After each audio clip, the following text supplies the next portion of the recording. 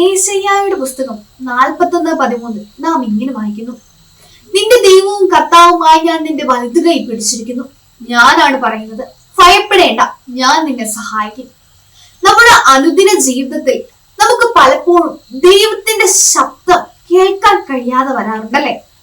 നമ്മുടെ ജീവിതത്തില് പലപ്പോഴും നാം തോറ്റു പോകുകയും നമ്മൾ ചെയ്ത കാര്യങ്ങളിൽ മോശം റിസൾട്ട് ലഭിക്കുകയും അതുപോലെ തന്നെ ബാക്കിയുള്ളവർ കളിയാക്കുകയും ഒക്കെ ചെയ്യുമ്പോൾ പോലും ദൈവം നമ്മുടെ കൈകൾ മുറുക്കെ പിടിച്ചിരിക്കുകയാണെന്ന് നമുക്ക് വിശ്വസിക്കാൻ ഇത്തിരി ബുദ്ധിമുട്ടുണ്ടാവും, അല്ലെ?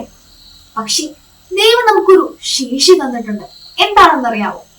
സ്വയം തിരുത്തി മെച്ചപ്പെടുത്താനുള്ള ഒരു കഴിവ്.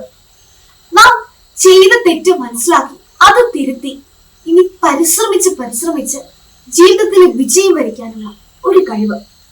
നാം പറയാറുണ്ട്, പാപത്തിൽ വീഴുക എന്നത് ഒരു വലിയ കാര്യമല്ല, എന്നാൽ അവിടെ തന്നെ കിടക്കുക എന്നത് ഉപേക്ഷിക്കേണ്ട ഒരു കാര്യമാണ്. അതിനാണ് സഭയിൽ കൂദാശകൾ സ്ഥാപിച്ചിരിക്കുന്നത്. കൂദാശകളിലൂടെ ദൈവം മനുഷ്യാത്മാവിനെ ഏറ്റവും ആഴത്തില് മുറുക്ക് പിടിച്ചിരിക്കുകയാണ്. അത് ഏറ്റവും പ്രകടമാകുന്നത് ഈ കൂദാശകളിലൂടെയാണ്. കൂദാശകളിലൂടെ പരിശുദ്ധാത്മാവിന്റെ പ്രസാദവരം വരും.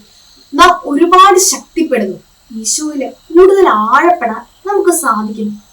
അതുകൊണ്ട് തന്നെ നമുക്ക് ഈശോയുടെ കരങ്ങൾ മുറുക്ക് പിടിച്ച് ധൈര്യത്തോടെ അവിടുത്തെ സഹായം ആശ്രയിച്ച് ജീവിതത്തിൽ മുമ്പോട്ട് പോകാം, വിജയം വരിക്കാം.